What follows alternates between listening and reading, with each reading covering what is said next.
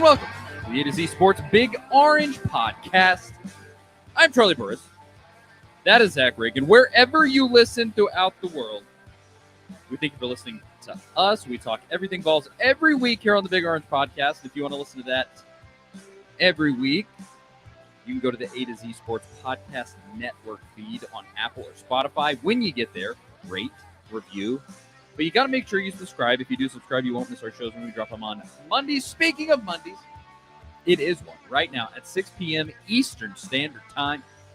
So we're live on YouTube. Go over to the A to Z Sports Tennessee Volunteers YouTube channel and subscribe there also. But you got to make sure you hit that notification bell, because if you do that, you'll be notified when we go live. And you can be one of the folks that tunes in, comments on the show, is literally part of the show. It's a ton of fun every single week. At Charlie_Burris, at Zach TNT, at A to Z Sports. Facebook.com/A to Z Sports National, A to Z Sports.com for everything that Zach writes on the internet. Oh, boy, Zach. I don't even know how to feel right now. One of the most fun Tennessee sporting events I have watched on Friday night, as the Tennessee Volunteers stuffed Kentucky in a locker. Just paddled them like they had wronged them. And then, this is just the nature of the NCAA tournament. Less than 48 hours later, Tennessee gets its own paddling. And that ends the season. For the Vols, potentially, we're going to talk a little about this, potentially ends the careers of Zakai Ziegler, Jemai Mashack, Justin Gainey. I hope Justin Gainey doesn't leave. He's a great coach. Jordan Gainey, Justin Gainey's son. Igor, too, though, the whole lot of everybody that's going to be aging out here. And it's just painful, just complete pain right after, absolute joy. What's up, Zach? It's an all too familiar feeling, right? I mean, we've even when things are good, which they have been for Tennessee over the last 5, 6, 7 years, post-COVID, really, there's still some of those just rip your heart out moments. But hey, that's sports. I mean, every fan base goes through it. There's only one fan base at the end of the year that's truly happy, which is a whole nother conversation in itself, if this championship or bust mentality is the right way to go about your fandom. But yeah, it's two gut-wrenching moments here in the last 3 months, basically, between the Tennessee and Ohio State college football playoff game, where you felt really good going into that Tennessee would advance, and then here on the cusp of a Final Four appearance for the second straight season, and to lose it in that manner, I don't know if it's better to get kind of blown out like that or come down to the end on a last second shot. Neither feel very good, I can tell you that much. But yeah, it's not what we were hoping for, but it was still a heck of a ride all season. It really was. I mean, one of the more special seasons that Tennessee basketball's ever had. 30 wins, which is crazy. I have to keep everything in perspective from the jump with all of that, because there are definitely people in Tennessee's fan base that are not old enough to remember this, but you and me are both old enough to remember that, Jerry Green back then, and Buzz Peterson. Oh, Buzzball, boy. Those were good times on Rocky Top, and by good, I mean terrible. And so I guess Jerry Green did make a Sweet 16 that one time. But other than that, Tennessee is right up there in the upper crust of college basketball at this point. And so it's you feel bad complaining, but at the same time, here we sit again, 1 win short of the deal. That's not even, I guess that's not totally true. You're not 1 win short of the deal. You're 2 wins short of the deal. But still, you're 2 wins short of the deal. Like, you're that close. You're so close, you're looking at it. You can just feel it, how near you are to a national championship.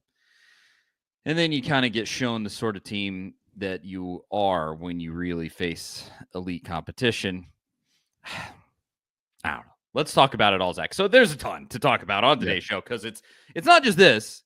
You move on from this, and you have the situation with the transfer portal because Tennessee has to reload if you're going to lose all of those players.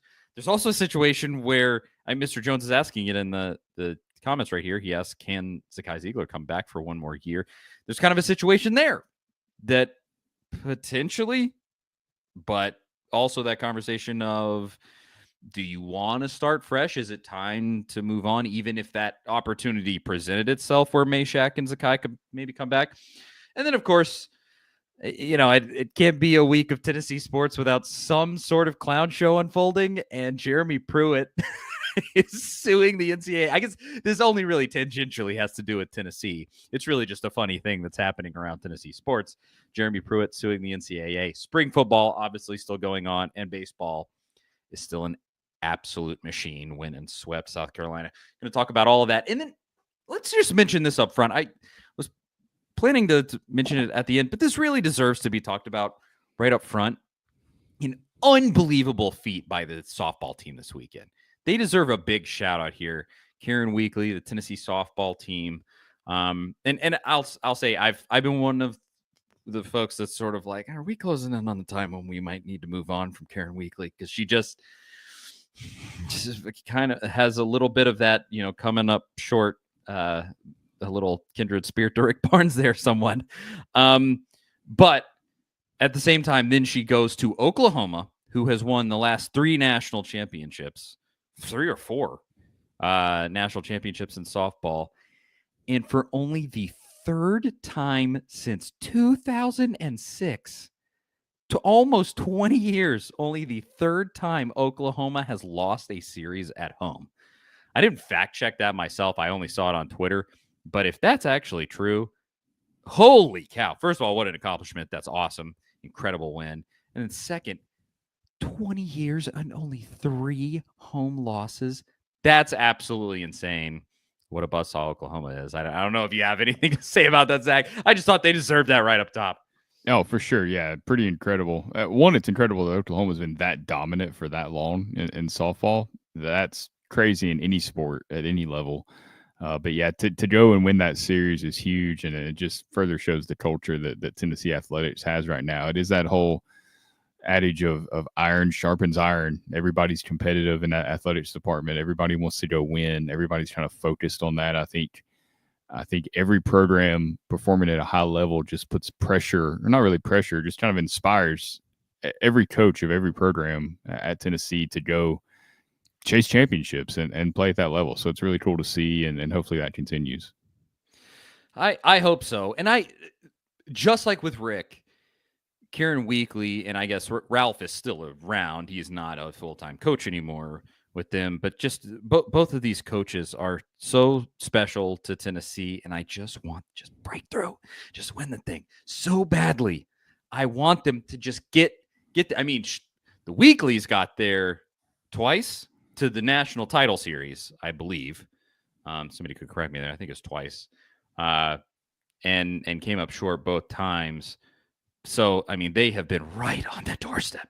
Just win one. But when you got a team like Oklahoma floating out there, it is what it is to a certain extent. But otherwise, let's talk about this basketball, Zach. Right after I tell you about the good folks. It's in sports. Yeah, I had to do it.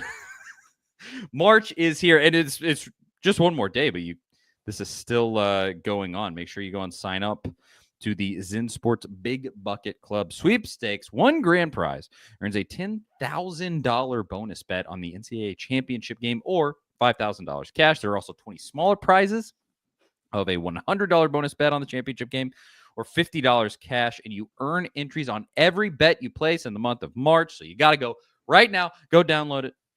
Every dollar bet in March, and you is an entry, and you earn 10 times the entries on parlay wagers. Plus, if you sign up with A to Z TN, you'll earn 500 bonus entries into the Big Bucket Sweepstakes. Go to zensports.com/sweepstakes for the full list of rules. You can also get that $100 no danger first wager that we've been talking about for so long. Zen Sports, Betting just got better. If you have a gambling problem, call 1-800-889-9789. Must be 21 or older and located in Tennessee.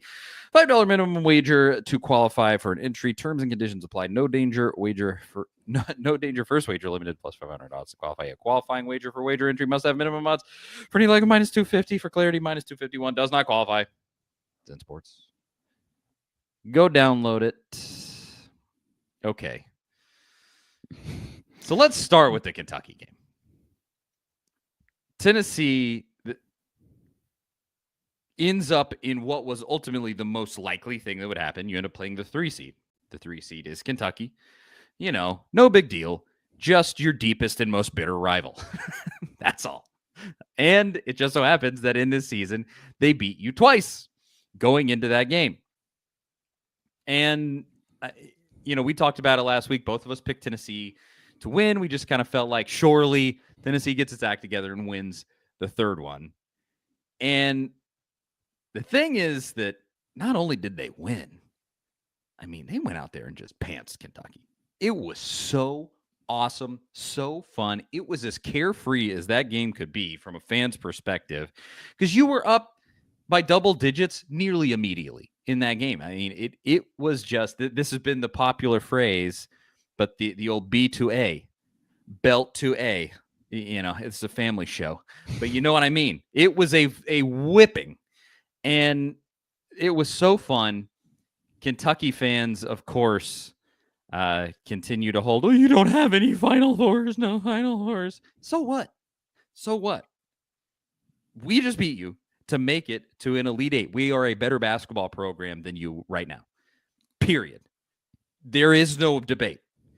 And that was really special. I obviously the thing to really talk about is this Houston game. But before we do, Zach, anything on that Kentucky matchup? Yeah, and my thoughts kind of bleed over into that Houston game a little bit because I think that Kentucky game, that was Tennessee pretty much at their best, and it felt like they made that game personal a bit with all the kind of back and forth that was going on before the game. There's the picture of Zakai, flipping off the Kentucky logo at Rupp Arena, and Kentucky players were asked about it, and they kind of got a little snide with some of their remarks, saying it was cute and this and that. And I guess that's what you do, and you can't beat a team all season long. So there was some chippiness to that game where Tennessee, I think, felt like, hey, we're the better team. We know that we're the better team.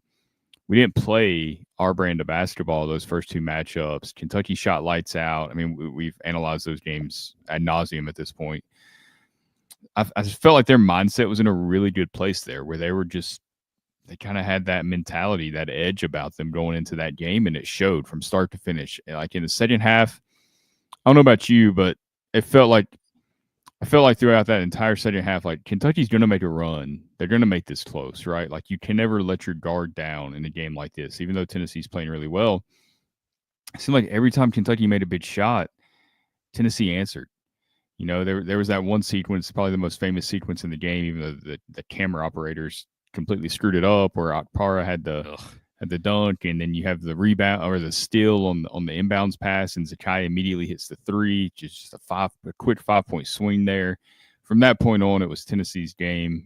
There was just no chance. Kentucky had no chance. Like I said, every time they tried, Tennessee answered, and they shut it down. It was very much like what Houston did against Tennessee in that second half when Tennessee finally got it down to about 10 points. But going into that Houston game, and we talked about this a little bit yesterday after the game in our group text about, it felt like Tennessee went into that game like we want to win this for Rick Barnes, right? Like we're putting pressure on ourselves to get him to the Final Four, and they didn't have that same edge about them. Like, and numerous people have said it looked like they played tight. It doesn't take a genius to kind of see that was the way they played. But Houston, on the other hand, it seemed like had that edge, right? And I think a lot of that stemmed from the fact that everybody talks about Tennessee's defense. And we all know how good Houston is defensively as well. But Tennessee, from a national level, has got way more attention for the way they play physical defense, it feels like, over the last 3 or 4 years, right? Ever since that game against Duke in the tournament a couple of years ago that really put that brand of basketball on a national stage. and I don't know if this is the case or not, but it felt like Houston took that a little personal and was determined to make a statement. And you saw it from the get-go when I can't remember. You remember whoever had was it Chaz Lanier, I think, on the Houston scores. Tennessee gets the ball and they immediately rip it out of Tennessee players' hands. I think it was Lanier. And that set the tone. I feel like that set the tone for the entire game. And it was done from there. I mean, it really was. Like they had the edge and they seized momentum immediately and they never let go of it. Absolutely. And yeah, to finish the stuff off with a Kentucky game, you really played them the way you should have played them the first two games. You were unequivocally the better team in that matchup. And Kentucky in the first two games just played with so much more urgency and got every loose ball. And Tennessee came out in that one. You got every loose ball in the Sweet 16. You played with tons of urgency and you chased them off the 3-point line so effectively. I mean, it was absolutely incredible. They could not make a shot to save their lives. And then I guess Kentucky rubbed off on Tennessee there and just when it came to the Houston game, Tennessee couldn't hit water if they fell out of a boat. It was absolutely brutal. So the Kentucky game, very, very special. People have been saying, it's one of the best wins in the history of the program. For this, symbolically, yes, I definitely agree. The fact that it is one of only 3 Elite Eight trips that you have in your entire history, absolutely, that is awesome. The win that could have been over Houston would have been the biggest win in the history of your program. Yes, I agree that one over Kentucky, just for what it stood for, was absolutely massive, and you can't discount that at all. But man, it feels like it's so hard to not feel like this. Like if that's not the team that does it, are we ever going to see this, man? And it's over dramatic to say that. I know, because when I take a step back and I look at it, like the baseball team, they went to the College World Series 3 times.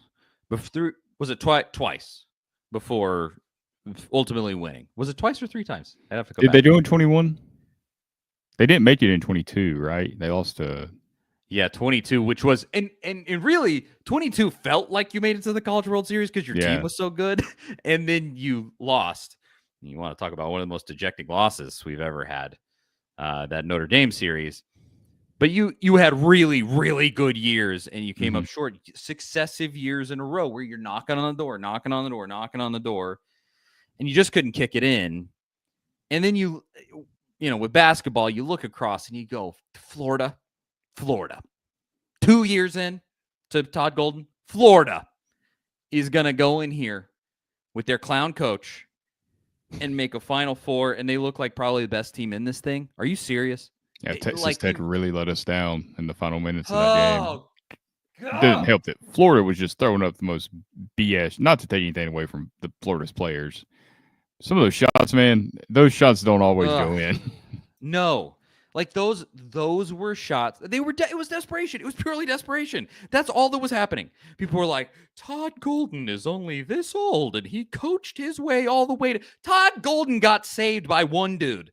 Walter Clayton Jr. went out and played incredible basketball in the final 3 minutes of that game. That's how Todd Golden got to a Final Four. And that makes me sick in a way that I can't even describe. I wanted to slap the Texas Tech coach across the face. I was just like, are you kidding me with this? Florida, we have to suffer all of this time, and these guys get back to a Final Four while almost losing to Texas Tech. Am I taking crazy pills? I just could not freaking do it. And I about lost my marbles watching that game. And, Duke is super good. Auburn, they're better than Michigan State, and they showed it that entire time. Weirdly, Bruce, it's only the second time in his entire time at Auburn that he's actually made it past the first weekend. Nobody talks about that ever because he's made 2 Final Fours. But that is a weird stat about his time there. I mean, they lost to Yale in the first round last year. I forgot about that. You tend to forget about it when the guy makes the Final Four the next year. I'm pretty sure I Kinda killed like a big parlay I had, so I should remember that. But yep, I mean that was one of the upsets last year. But you just look across and you go, Auburn, a school that has been an absolute joke in basketball in its history. I mean, just bottom of the barrel program. 2 Final Fours, and we can't make friggin' one with a legendary Hall of Fame coach, with great players coming out of our ears in the Rick Barnes era, dudes that in the pantheon of Tennessee basketball people remember forever, and none of them have made a Final Four. You are so close, and it just makes me so sick. Just beyond even breaking down this Houston game, I got a lot to say about it, no doubt, but like, that is the situation that we are in, and it just feels like banging your head against the wall. While at the same time, you have to take a step back and go, this guy, Rick Barnes, just made 2 Elite Eights in a row after, in your entire program history, you made 1. He did it 2 years in a row. Like, he's doing unprecedented things for Tennessee basketball, while we also walk away, wanting to throw up and just so dejected. It's a very conflicting feeling. You have the best coach in the history of this program. You have some of the best players that this program will ever see. And you didn't make a Final Four. It's a first world problem for sure. There's no way around it. I think that's fair, right? I think you can be thrilled with what Rick Barnes has accomplished. I think you can revel in this age of Tennessee basketball and be excited that they're in the mix every single year and not take anything away at all from Barnes. Like I don't feel like taking shots at him about the way his teams play in March or anything like that, because it's tough, man. It's really tough to go out there and win a national championship. It's really tough to get to a Final Four. There's a lot of good teams that aren't playing that could easily still be playing right now. And, Tennessee's among those.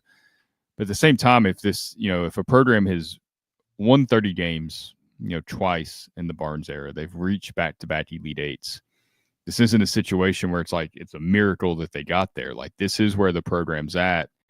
So the ceiling has been pushed up, right? Like, this isn't the Buzz era where like a championship's the furthest thing from your mind. Just trying to make the tournament each year.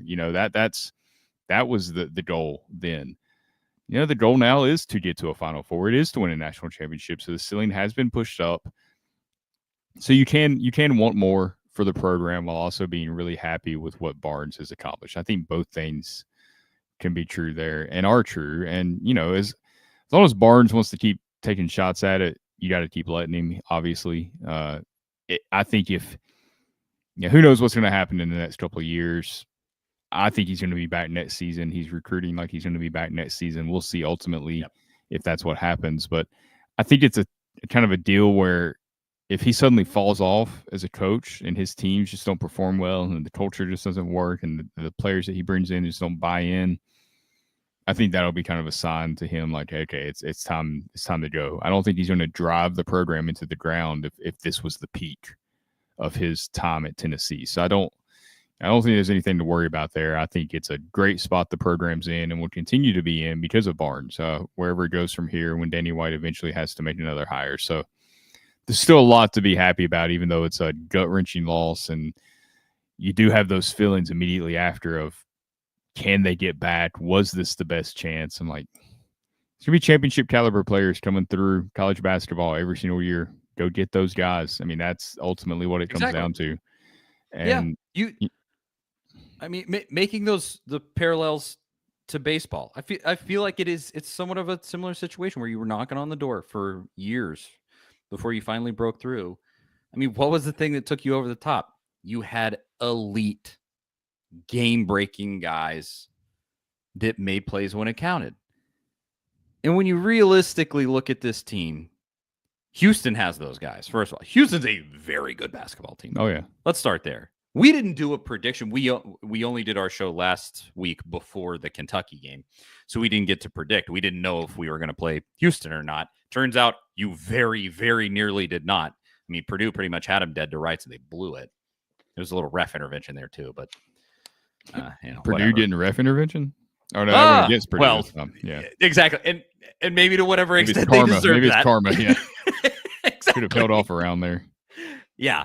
I will not weep for Purdue having ref problems, but we didn't predict it. But if you had me predict it, I probably would have predicted Houston to win. It would have been really close. It's easy to say that hindsight 2020. I've been a sheep kind of this whole time, at least recently, since everything's been going well. Yeah, I probably would have picked Tennessee, but I would have thought it would have been a toss-up game that resembled that Auburn regular season game with Tennessee. Exactly. Everybody's hemmed and hawed over KenPom metrics. This is the greatest year ever for the Final Four in KenPom metrics, and it's no surprise that all your 1 seeds made it, and it's by like a big margin. How good these teams are! You beat 2 of the teams in the Final Four. You beat 2 of them. And one of those you won by like 30 against Florida with 2 of your best players out. I mean, it was crazy. And then that Auburn game that you played 2 weeks ago, you imposed your will on Auburn, like really ground them down in that game and just won a really hard-nosed game against Auburn. So you've beaten 2 of the teams in the Final Four. And so you look at this game against Houston, you go, we play a similar style, super similar metrics, kind of similar players. And this is just going to be, hey, make sure you're only down. If you're going to be down, make sure you're only down no more than 3-4 points in the final couple of minutes and just give yourself a chance to win. Like, that's how I felt the game would have gone. And if you ask me, I watched a lot of Houston this year. I watched, obviously, every Tennessee game. Houston had better scorers overall. And so that, to me, that probably gives you that edge in that final moment. Where and I think it was true. They kind of did that to you. I mean, you nearly got it down to single digits in a little bit of a comeback, and then they just started making threes right in your face. Mm-hmm. Like they had guys who could score. And so it would have kind of been a situation where, like, if you played that game 10 times, I think Houston wins 6, 7, 8, somewhere right in there. More than 50% of them is probably how I felt about that game. But I thought it was going to be close. I thought it was going to be winnable. I thought you were going to be right there, kind of how you were with Purdue. That Purdue game last year, you had at one point, didn't we have like a 10-point lead at one point in that Purdue game last year? You were in it. You were really in it. You hung around. DK had a 40-point game. I mean, it was great. And then you ultimately lost because Zach Edey gets the best whistle in the history of basketball. But, it was just totally different because you were right there in that game. And I mean, a 15-point half out of Tennessee. It was this thing was over. This thing was over at the first under 16 timeout. Realistically speaking, like 100%. Let's be real. It was over when you beat Kentucky Friday night. Kind of. Because I feel and honestly, I talked about the edge and all that stuff, right, that Houston had. I think you come off of such an emotional game like that. That Kentucky game, there was just so much emotion going into that. You wanted the revenge of playing Kentucky. It's a rivalry game. They got you twice when you should have beat them. I just think they put so much into that game, and then to turn around and flip that switch by Sunday afternoon. Not even sitting. I don't know if it would have made a difference if you'd have played the second game on Sunday or not. Maybe that would have got you in a little bit more of the mindset watching Auburn and Michigan State play. It's hard to say that when you lose the way you did to Houston, but I do think that was a big part of that performance, at least getting beat that bad. And it's just tough to come back from that quickly after playing that type of game and go in and play a team like Houston. Now, I think the other part of it is Jason mentioned earlier in the comments, is this as far as Tennessee can get without a real rim protector, a guy that can score with his back against the basket? I mean, that was kind of what we talked about immediately after the game yesterday, and just having that guy that can consistently doesn't really have that guy, though. Yeah, that's true. But They don't.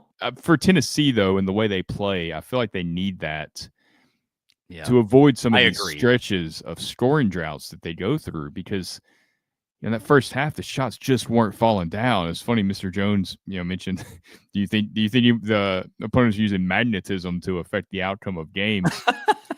Obviously, I don't. But at the same time, when that second half started, and I think Tennessee missed like a wide open 3 or 2 on the opposite goal, you're like, what?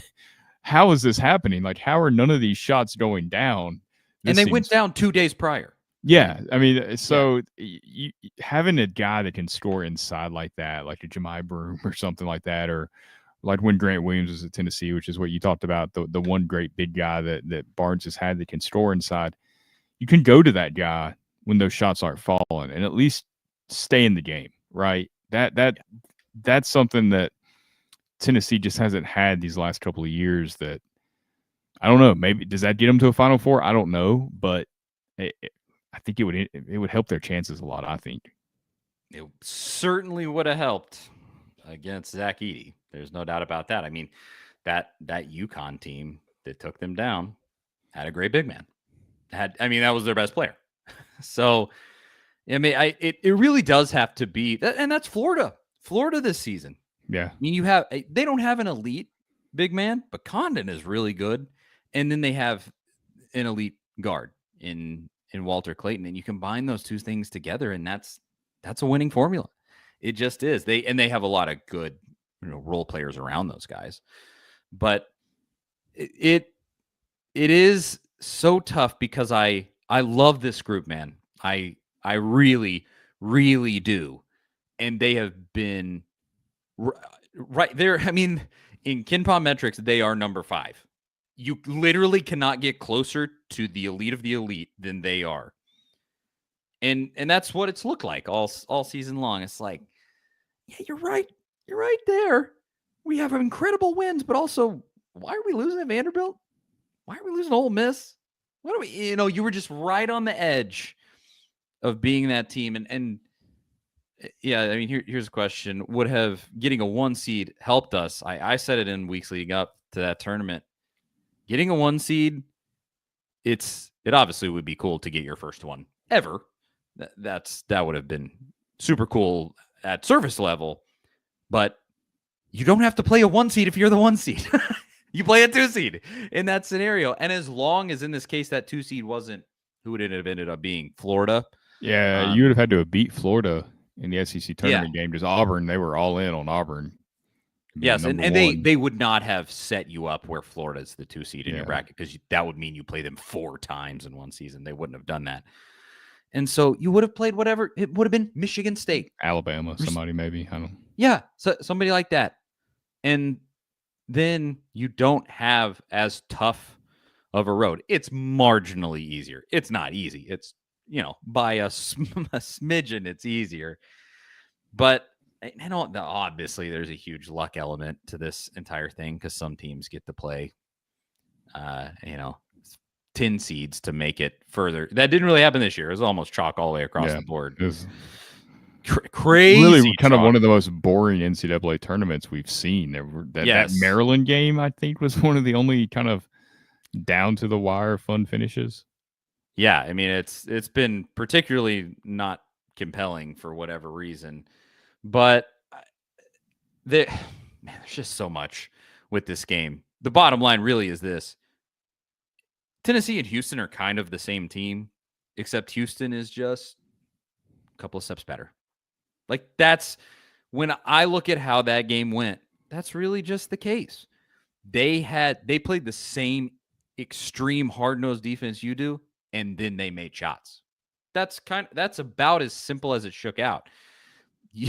And anytime somebody drove to the lane, like, you could kind of count on Zakai, even with his size. He can get to the basket and score a layup when you need it the most, right? Like, we've seen him do that multiple times throughout the season. Every time he tried that, there was 2 guys there ready to block his shot. It felt like there must have been 10 blocks. I know there wasn't. I think the box score only said there was like 4, but you couldn't drive to the rim on them at all. Yeah, it was a stone wall in the paint.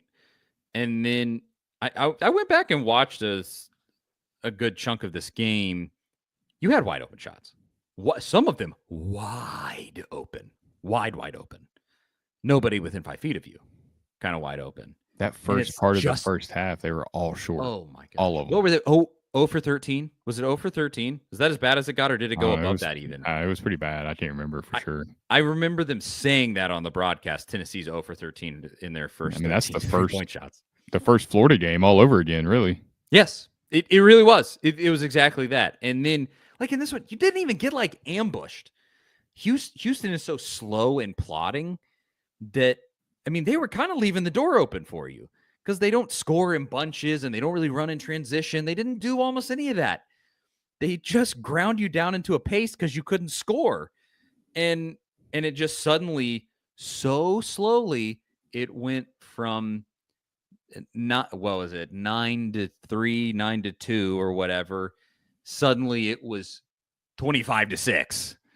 And it wasn't suddenly, it was 15 minutes later, it was 25 to 6. Well, 25 to 6 against Houston, you might as well be down by 40.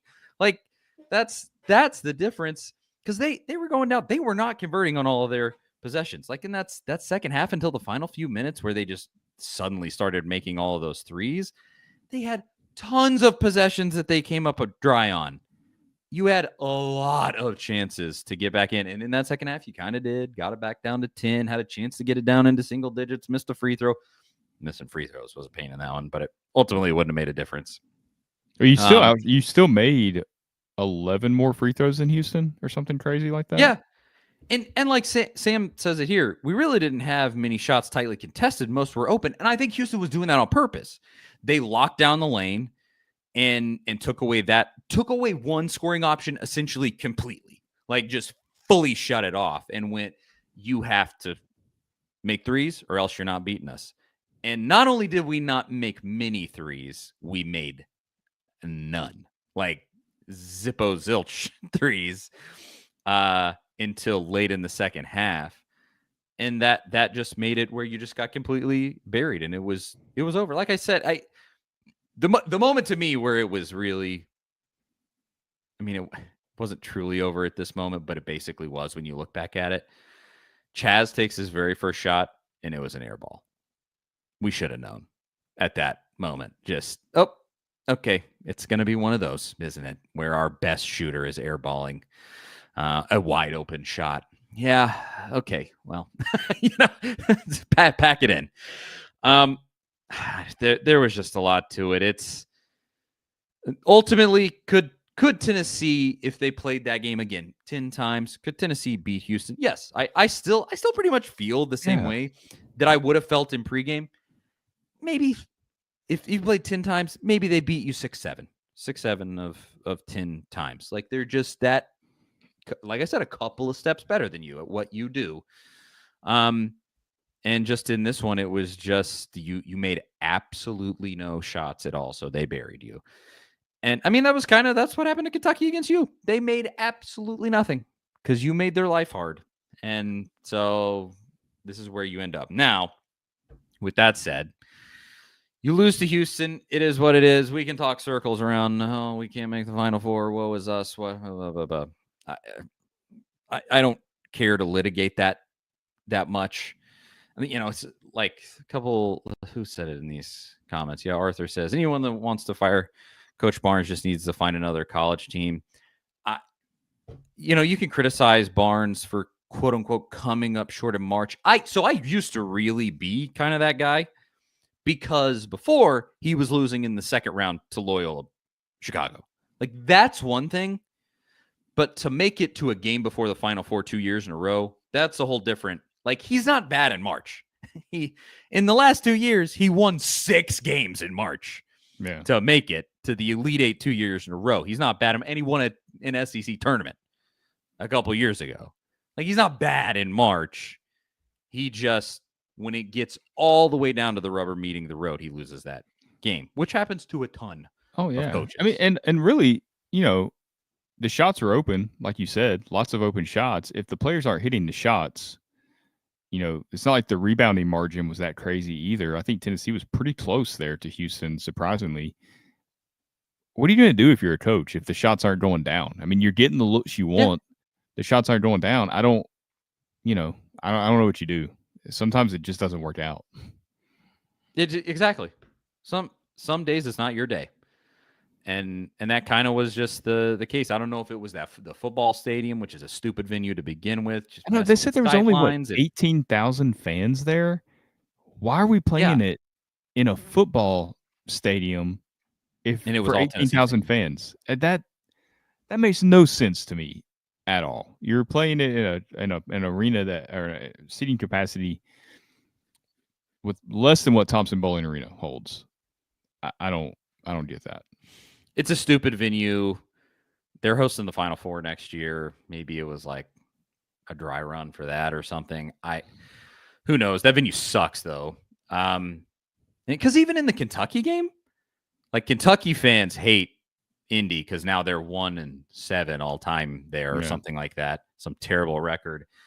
But even Tennessee didn't have a good shooting night against Kentucky. Go back and look. It was okay. I think from the floor in general, it was pretty good. But like from three, it still wasn't good.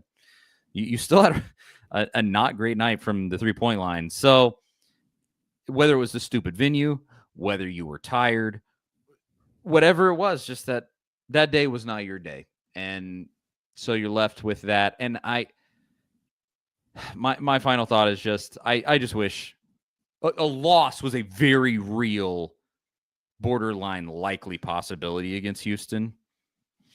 I just wish it would have been close, respectable, much more of a back and forth game than it was. It makes me sick that you got embarrassed like that, especially in what could be the final game for all of these amazing guys that you've had for so long. So, and on that note, so let's move to this. That's the Houston game. Gross, leave it in the past. Goodbye so long. And please, Houston or Duke, please win the title. I don't know what I'll do if Bruce wins a national championship. Kill me. But now you're left with Zakai Ziegler on the way out. Jemai Mashak, Justin Gainey, Igor Milicic, Darlin Stone-Dubar, and a bunch of open spots on this team. With that said, there is this factor of this talk about a fifth year with the NCAA. I don't know all of the details. I tried looking into it and had a hard time finding exactly what it is, but I've seen people talking about it. It would be a court decision. I've seen people say April 7th is when they're expecting a decision on this. And potentially you could have guys suddenly have the ability to have a fifth year across the board where Zakai could come back, Mashak could come back. And that could be a cool option for everybody. I will say, Zach, we were kind of discussing this on text beforehand. If that became available, let's just say it does. And again, I need to find more details. Was pressed for time. Sorry. But let's say that does come down. Do we want all these guys back, or do we want to go transfers? That's always kind of I almost feel bad saying that about Zakai Ziegler. Let me be clear. I want Zakai Ziegler back at a baseline. I want him to come back.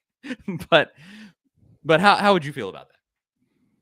Yeah, well, Ziegler for sure. I mean, just the heart that he plays with and what he's meant to Tennessee. I would love to see him in a Tennessee uniform for another season. Obviously, his basketball future is probably limited, beyond college. Jemai Mashak, I would welcome back in a heartbeat for a lot of the same reasons and the way he plays defense. And I think Jordan Gainey, the way that he came on and became such a critical, I don't even want to say role player. I mean, he's a key player. He wasn't a starter, but he's still a key player for Tennessee. Those three for sure would be great to have back. But I think what you run into, though, there is, one, I doubt that it works out that way just because, I mean, we've seen it plenty of times not work out that. We're seeing it with the Tennessee baseball program and Osuna right now. And then, two, how do you recruit portal players while waiting on that because there's only so many spots. There's not as much room for error as there is like a football roster. Every spot's so valuable. You can't afford to miss on a portal target because of this. So it's a kind of a tough spot for Tennessee to be in, I think. I think it has to be pedal to the metal on transfers. You have to be saying, hey, these guys might be able to come back, but we'll figure that out. Like that's all. We need you. Here's the NIL offer. Come play for the University of Tennessee. We've had 2 years in a row where we've had incredible transfers. You can be our next one. Be our Dalton Connect. Be our Chaz Lanier. Come on down. And you had a visitor today from a guy who was a guard at Virginia who averaged between 14 and 15 points a game. I need to bring it up, actually. I had it open earlier. Here we go, right here. Isaac McNeely is your guy from Virginia. Virginia was a wretched team this year. 14.2 points per game, 42.1% shooting the ball from the three-point line. Come on down, young man, to play for Tennessee. If you got a guy floating out there like that, you have to just be saying, look, if that happens, it happens. But as of right now, it's not happening. So come play for the University of Tennessee to this guy. You also have, as of just, minutes before we ended up doing this show, Jacoby Gillespie, who was a guard for Maryland, and he just so happens to be from East Tennessee. Greenville. And so you need that guy too. Same thing. He's saying, come home. Come on home to Tennessee. Come play for us. And then we'll figure it out. Because I kind of hate saying this, but this would be the nature of the situation probably.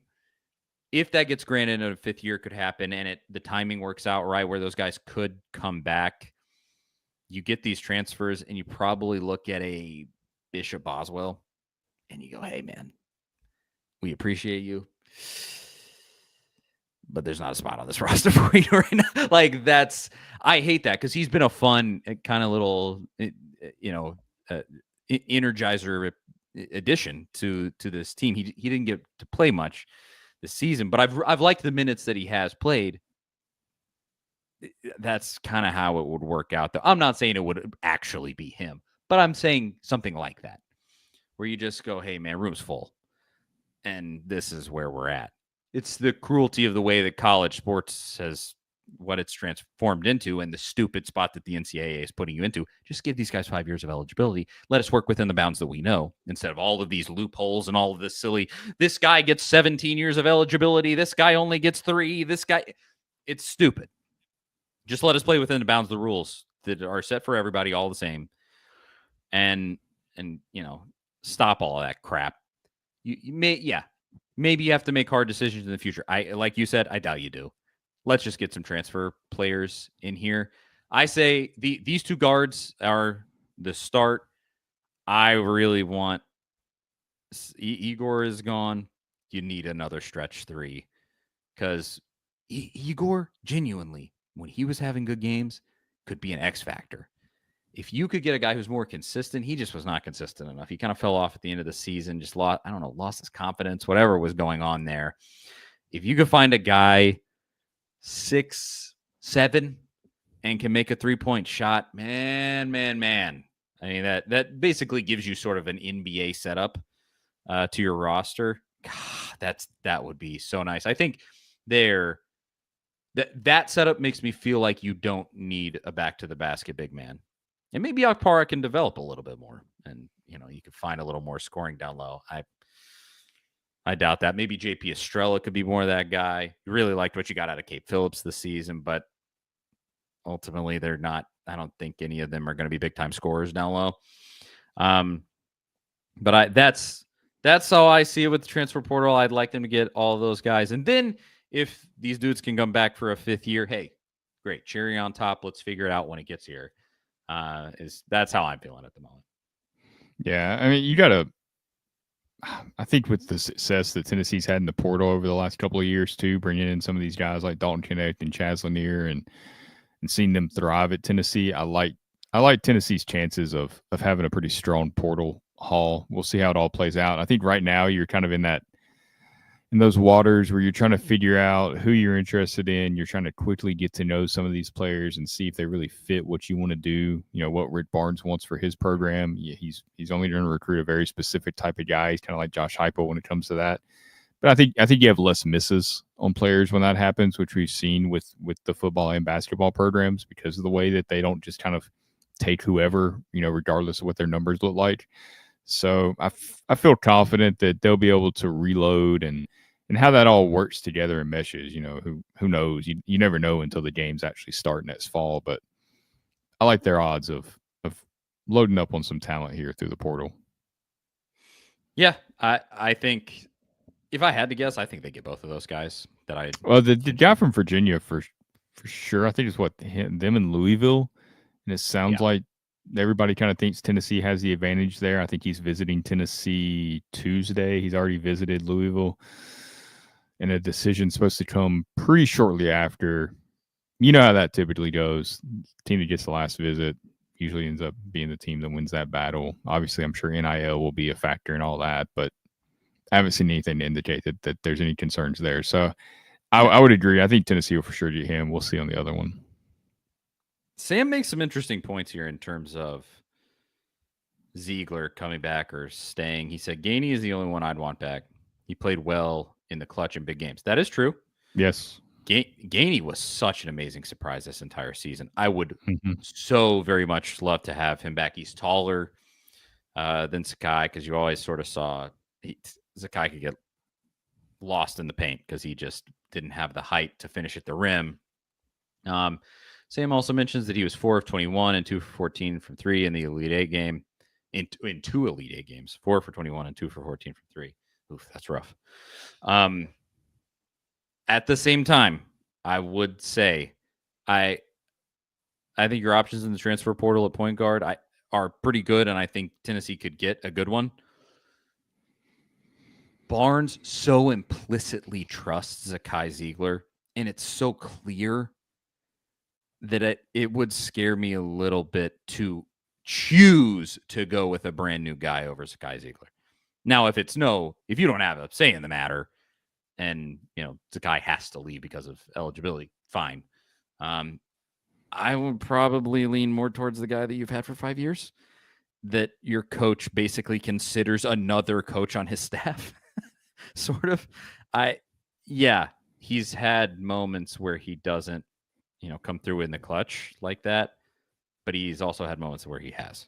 So that is tough unless the guy that you can get in his place is just a true known entity. I would lean more towards Sakai. Again, I don't think that's going to be the option that Tennessee ends up having, but if you did, just my kind of quick take on it there. We do have to move on to those. I mean, we're almost at an hour already, Zach, and we have like 3 other things we wanted to mention. Anything else with basketball before we move on? Obviously, in the coming days, weeks, we'll talk about whatever comes through the transfer portal for Tennessee, but anything else before we move on? Yeah, we'll see how this portal stuff goes. And like I said, I think Rick will be back. He kind of talked about some of that retirement stuff before the Kentucky game. And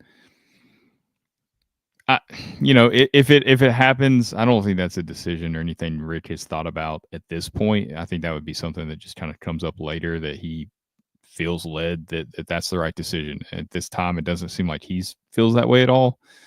So until he does, I think it's just business as usual. He said some things in that post-game press conference. I sent it to y'all where I was like, is this a little signal? Is this a Barnes retirement signal? But then, I mean, nothing. He said some other. No, nothing would. I mean, you had Tony Bennett and Jay Wright both retiring out of the absolute blue, so you never know. Yeah. But just it seems like they're very devoted to hitting the transfer portal. They're gonna put resources behind it. They're gonna specifically. I really like the guys they're targeting because I think it really sends the signal that they're looking for offense. They want to bring offense to this basketball team. They know that scoring is a problem. Obviously. Well, he did say all you got to do is watch them play. I thought the last thing here on that, the most encouraging thing that Rich said, and I know words are words, but and where he talked about like, hey, we owe it to Ziegler and Meshack to continue the standard that they've kind of brought to Tennessee and to take that to another level. So just that one little comment to me is like, hey, we're still hungry for a Final Four and a championship here, and we're still going to keep pushing towards that, even though we're losing a couple of key culture guys. So, yeah, I think they'll do what they can to get back in the mix, and ultimately we'll see what happens next season. Yep, we shall see. We'll talk about it in the coming weeks. Now, quickly, let's switch to football for just a second. Not much news out of spring practice. Should have more within the next week because you have your first scrimmage of spring practice tonight. It just so happened it just didn't time out right where it will have already happened when we did this show. So yet to be seen exactly what happens there. The biggest news for spring practice this week was that Miles Kitselman went down with an injury, and the hopeful report is that he could be back by the start of the season. But I do think that tight end is a spot where you got more than one guy. I will put it that way. I don't know how you feel about that injury, Zach. Yeah, hopefully he's back. I mean, he's an important player, even if he's not catching the ball, putting up crazy stats. He's huge in the blocking game. Very experienced. I think he's a future NFL player. You're kind of thin at depth behind him. You got talent. You got a couple of recruits, young guys. And you got Ethan Davis, of course, who's going to be a junior who really needs to step up and be a guy this season. But you really like to have two tight ends at least in this offense. That's typically what we've seen from Josh Heupel. When you had Holden Stays, leave and go to Indiana, so that's one less guy you have there in that room. I wouldn't be shocked if they find somebody in the portal. I think this is an interesting conversation that we can have it another time maybe, but there should be a market, an NIL market for depth players, specifically quarterbacks and offensive linemen, because offensive line is a place where it's really hard to build depth. But I think guys got to, if NIL is going to be a driving factor in this, then I think you got to start paying some guys to be backups. The hard part of that is getting people to be on board with that. I think money helps. Everybody wants to be the guy, but nothing should ever be promised, right? Like ultimately, you got to go out there and earn it. I mean, David Sanders getting a ton of money to come to Tennessee, expected to start as a true freshman, but you're not just going to put him out there because he's making however much money he's making this season. If he can't play the position, or if he's not ready to play a position, you're not helping anything by just sticking him out there because he's earning, a hefty check. So that's an aspect of it that could kind of get sketchy, I guess. But there should be a market for backup players because you can earn some good money, and that it's a necessity. I think you need that. So, maybe somebody comes into the portal that Tennessee can grab for some depth there in that tight end room. Hopefully Kitselman's back and healthy and in time for the regular season. It's really tough to forecast that, though, this far out after having surgery. Yeah, pectoral injury. I guess you kind of got to assume it's probably torn pec. And so it could be by the start of the season. We'll see what happens. But if it's not, Ethan Davis, Deshaun Brame coming in, really exciting talent there. Like the well is not empty, and you just kind of have to have a little next man up mentality. But man, you'd really like the more tenured guy in there also as an option. Kitselman played some good football for you last year. It's tough. On the bright side, though, it's more reps for Ethan Davis with the ones, which I think will be important through the rest of spring practice, and if this carries over into fall. That is true. A chance for him to step up and be that guy. Hopefully he embraces it. With Heupel, you've seen really great moments. That's how Jalen Hyatt got his shine, was an injury to the guy in front of him. So, hey, we'll find out exactly how that unfolds as spring goes along. And beyond that, this is almost just something we can mention because it's funny. Jeremy Pruitt, your former football coach at the University of Tennessee, is suing the NCAA, and his accusation is that they I guess is colluding the right. They colluded with Tennessee to make him the scapegoat, where essentially where Tennessee could fire him with cause, not have to pay him a buyout. He is suing them for $100 million in lost compensation. That's a little bit of a joke, but I'm sure it's kind of a thing where you sue for a ton and hope that you get some marginal piece of that. Ultimately, he made all those accusations, and the thing is, outside looking in, it kind of seems like that's actually what happened a little bit. Am I wrong, Zach? I mean, it's all allegedly. It's all, hey, I only saw what I saw. I only know what I know, but it did kind of seem like Tennessee did they collude directly with the NCAA? No, I don't think that's what happened personally. I think Tennessee hates the NCAA. But I do think it was an opportunistic move by Tennessee to go like, hey, we got these accusations. We got a guy we don't like, and we owe him a bunch of money. Here's a chance. Maybe I'm wrong there. I think there's bits of truth to that. I don't think Tennessee was like trying to screw over Pruitt, right? I don't think they were trying to collude with the NCAA at all. I don't think they were trying to withhold the buyout necessarily just to save the $12 million or whatever it is. I mean, that's nice. That's a lot of money. But I think firing Pruitt with calls helped your case with the NCAA, and it made it look like this guy was at fault. This was all his fault. We're getting rid of that guy. And because we fired him with calls and we didn't have to pay his buyout, that shows that he is more to blame than we are. On the flip side, we know how college football has worked pre-NIL era. Players getting paid was not shocking, and these weren't huge, crazy amounts of money. I mean, this is stuff that's gone on at almost every single SEC program for the last 3, 4, 5 decades, however long the college football has been kind of the product that it's turned into. So I can see Pruitt's side. I can see feeling like that, knowing that this was probably happening throughout the program. He alleges it was happening before he was there. Probably true.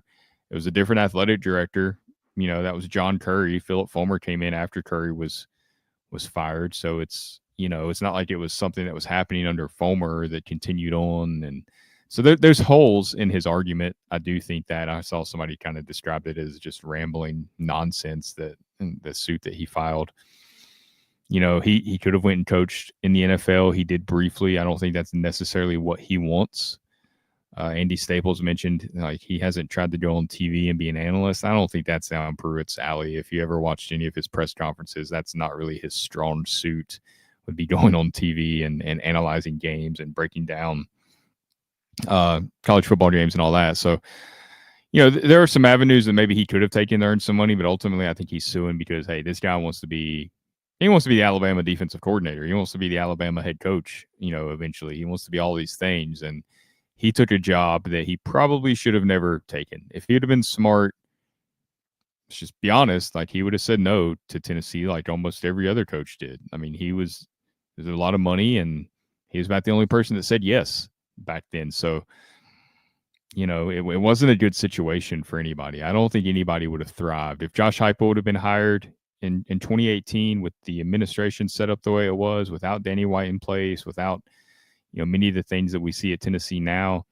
he would not have the success that he's had over the last several years. So Pruitt had plenty of faults of his own, right? Like we know all about his missteps as a head coach, but the situation certainly didn't help. And when it comes to the paying the players and the lawsuit and all that, I don't totally don't want to dunk on the guy, because I do understand that he has lost probably quite a bit of money that he would have otherwise earned. I mean, it was just a bad career move on his part. And then, maybe he should have been a little more proactive and a little better at hiding stuff if he didn't want to get, slammed by the NCAA and Tennessee, because we've all seen the story. It was all out there pretty much in the open. Nobody was really hiding it. They weren't covering their tracks very well. So at the end of the day, they really have no one to blame but themselves, that entire coaching staff.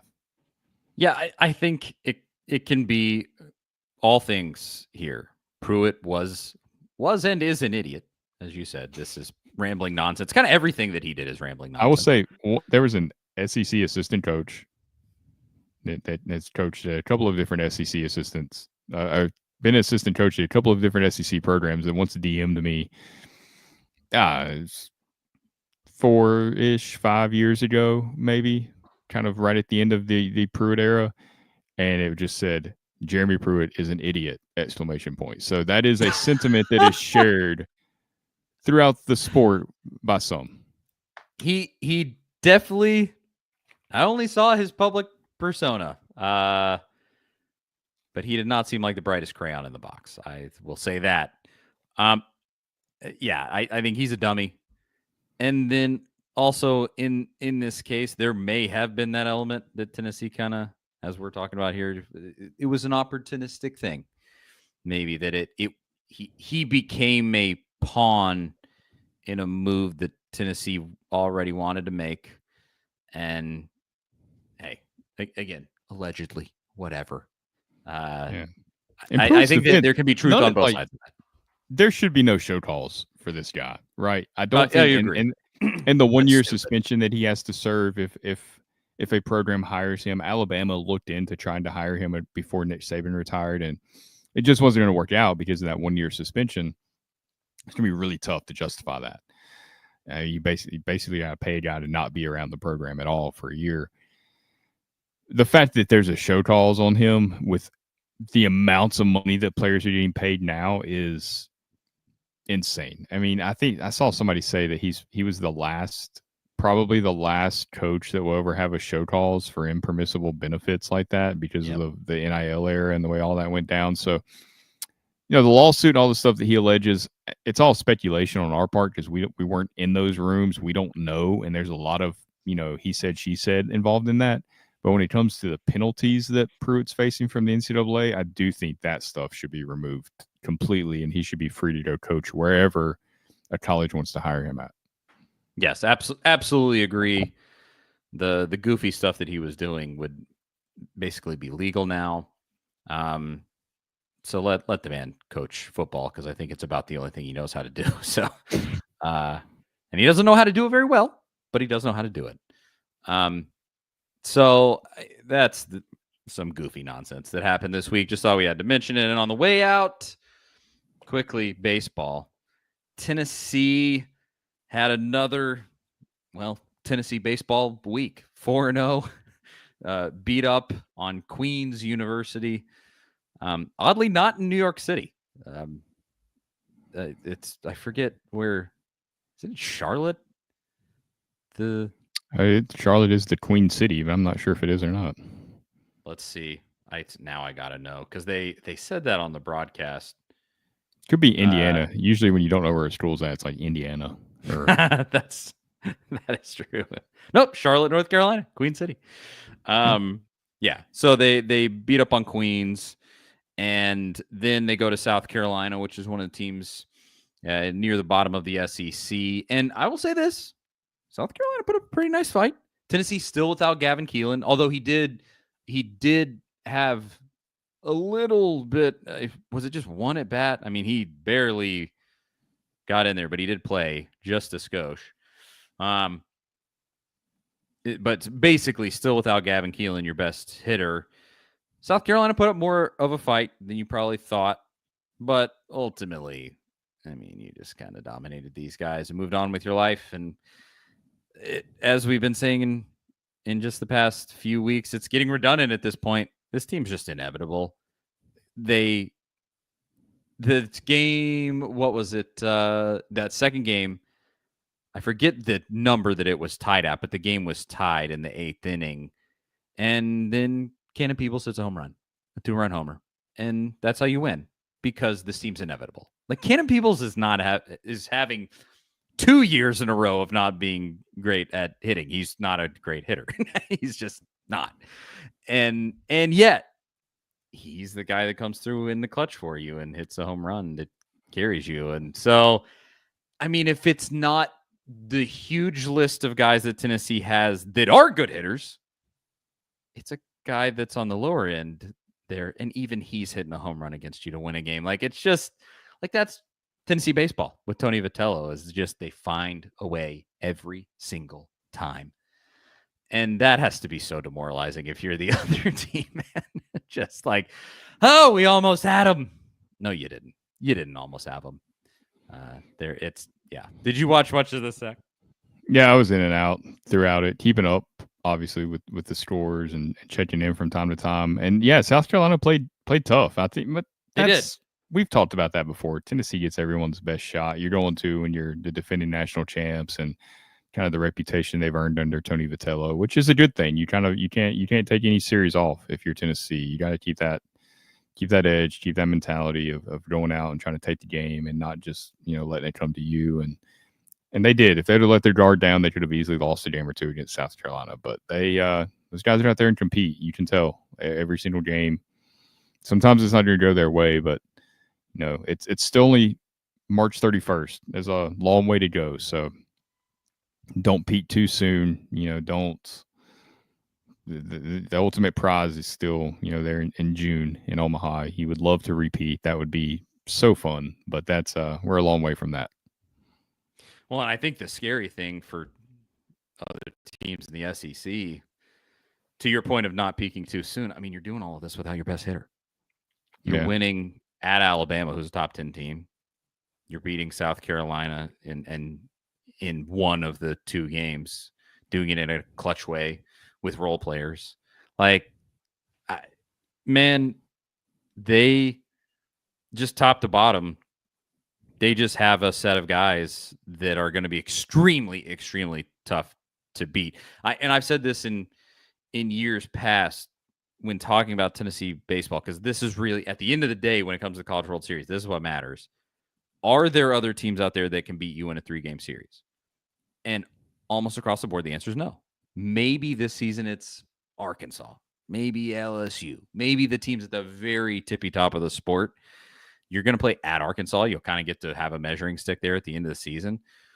But, I mean, you look across, and the answer is just no. You haven't lost an SEC series in more than a year. Like that's the evidence speaks for itself. Haven't lost the SEC series in more than a year. You won all three of your first 3 SEC series. 2 of them were sweeps.